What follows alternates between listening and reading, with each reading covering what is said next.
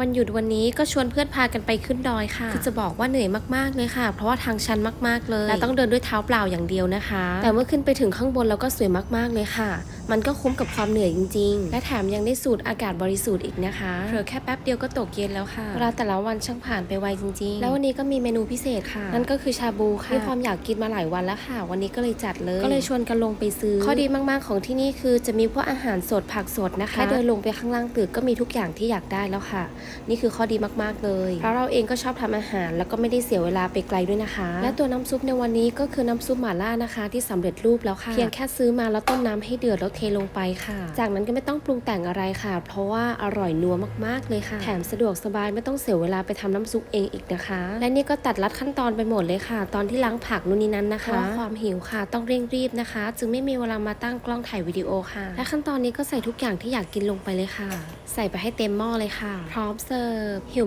มากๆแล้วอดใจไม่ไหวแล้วค่ะมากินกันเลยมาค่ะมาเริ่มกินกันเลยนะคะเริ่มต้นจากกินกุ้งก่อนนะคะเอากุ้งลงไปจิ้มกับน้ำพริก3 รสอร่อยเข้ากันสุดๆไปเลยค่ะทำกินที่บ้านก็ฟินไปอีกแบบนะคะอร่อยถูกปากแถมสะอาดด้วยค่ะ